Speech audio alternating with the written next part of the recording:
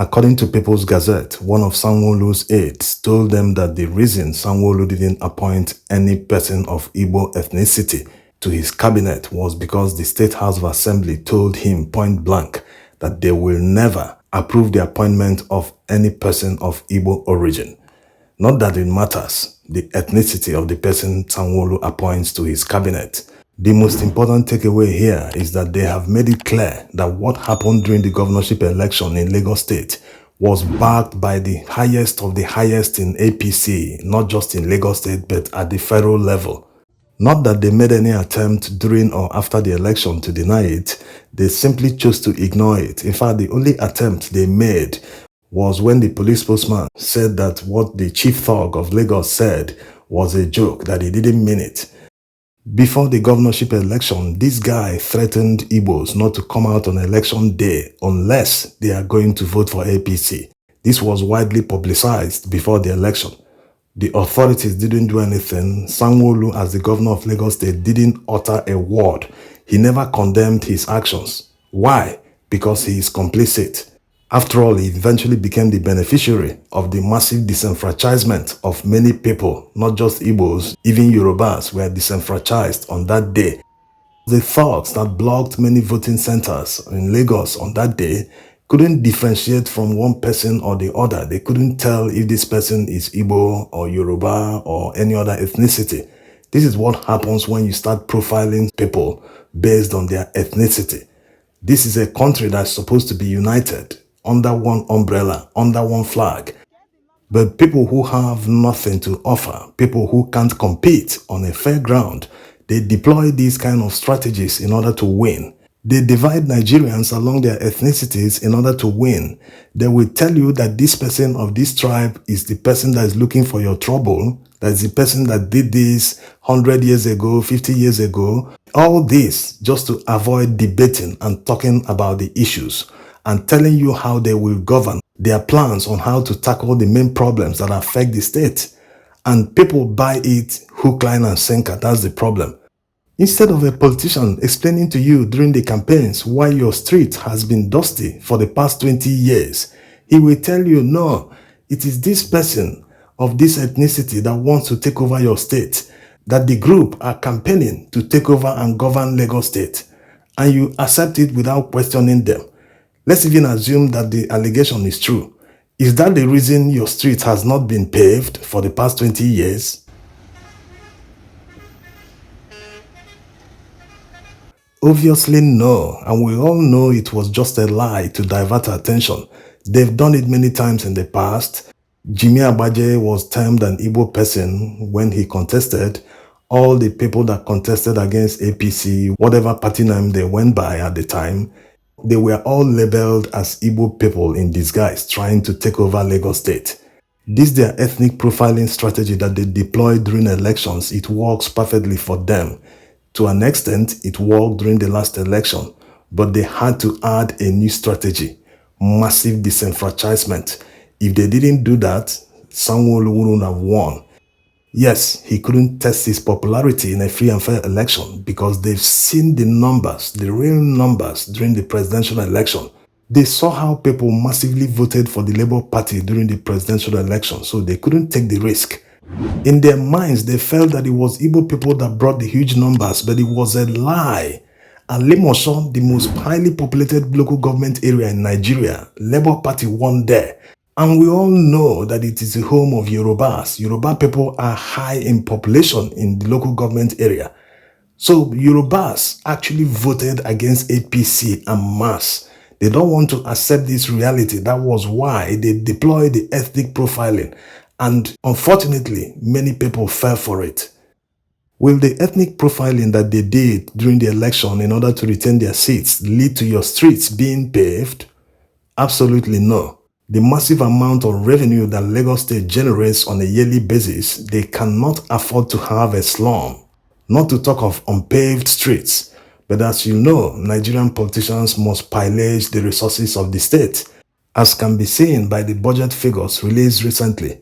Not just in Lagos, but around the country, you see massive amounts being budgeted for frivolities, perfumes, petrol, Many outrageous things that they shouldn't budget for in a country that has the highest poor people in the world. So it's just a pity that people fell for their gimmicks. They thought that truly a certain group wanted to take over the governance of the state. For what? Igbos are known for traveling around the world, not just in Nigeria. They are the only people that go and settle in a particular area without giving it a thought that, hey, we might wake up one day, we will lose everything, lose our properties, lose our homes. It is in their nature to do that. Going by the revelation of Sanwo-Olu's aide, it is not surprising what the Speaker of Lagos State House of Assembly said the other time, that they will make land laws that will favor the indigenes of Lagos State. So we can all agree that it is state policy under Sanwo-Olu, and when the state openly makes it clear that they don't care about diversity, in the first instance, why the state observes diversity is because they want to get votes from minorities, from other people in the state. So if they have made it a state policy, it is simply because they know that during elections they will steal it, disenfranchise who they will disenfranchise, and always win the election. Not that giving someone of a particular ethnicity an appointment into the cabinet makes any difference to the ethnic group. After all, the salaries and all the things he enjoys in office are for himself and his family. Yes, there's no single benefit. If there is free and fair elections in Nigeria, you will see politicians scrambling and falling over themselves to please minorities or people that are not indigenes of their state in order to get their votes. This was how it happened during the Shagari era. They are making it look as if they are doing them a favor. No, it's not a favor. If they knew they had the numbers, why did they disenfranchise people, especially where Igbo people and other minorities live? Why did they disenfranchise these areas massively? They deployed thugs during the election. It's simply because there's no free and fair election in Nigeria. If there was, they would be falling over each other trying to please them, offering them even up to deputy governor so as to win election. Yes, it happened in the past. It's just because Nigeria has become one huge lawless prison. Anyone can do anything he likes. Everyone gets away with anything. There's no law. The justices that are supposed to uphold the law, they are the worst of them all. They do whatever they like. Even the Supreme Court, up till now, they've not given any CTC of the judgment that they delivered during the presidential election. Yes, let them stop making it as if they are doing anyone a favor. No one needs any appointment. For what? You are even restricted when you serve the government in any capacity, even if you're a governor.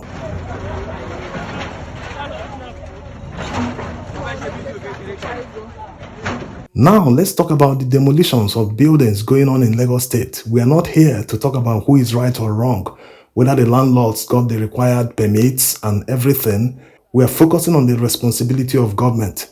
In Nigeria, there is serious shortage of housing. Part of the reason you have high rent in most cities in Nigeria is because of the shortage of housing. So why do Nigerian politicians and government officials derive joy in destruction?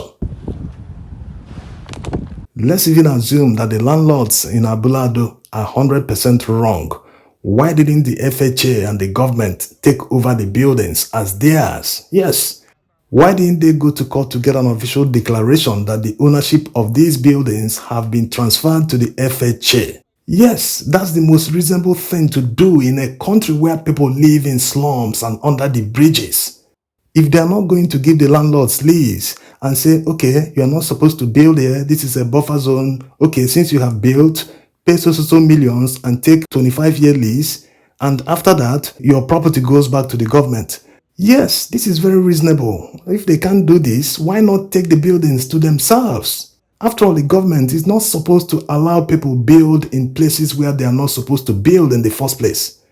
At the foundation level, the government is supposed to deploy all their resources to make sure people don't build in places where they are not supposed to build.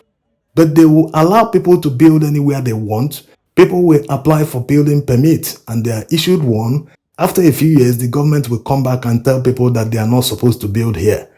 Who is fooling who? If you want to know that government works, just dig a foundation anywhere in Lagos and all agencies of government will just arrive at the site. You'll be thinking, who called all these people? They will block the site, they will do all sorts of things and tell you don't have your permit, you don't have this, you don't have that. You have to pay for every permit that is needed before you start building. So the government is aware of any foundation that is dug in Lagos State. Why don't they prevent people from building in the first place? In Lekki, people built close to the canal. The government was aware that they built those buildings. Why didn't they stop them at the initial stage? Everyone wants to stay in Lekki. That's why they didn't observe the setback to the canal. But who authorized the permit? The same Lagos State government officials. The only time the government can justify bringing down a building is when it is blocking a major waterway or road. But in this case, it is unjustifiable. We should stop going around in circles. The officials know that people can build in certain areas, but they still collect the money for building permit. And after a few years or few months, they go back there and demolish the buildings. And a few years after, new people will come and start building in the same areas. We should stop going around in circles. Instead of demolishing all these buildings, they should give it out to the poor if they themselves don't need them. Because many people are living in slums. Many people are living under the bridges. They don't have homes. Give them out and collect rent. It's better than the massive economic waste. Thanks for watching. Eh? Just look at 2 hours to move out. 2 hours to move out their property, and this mansion is going down. This building is going down right now. Eh? Oh God. Oh God.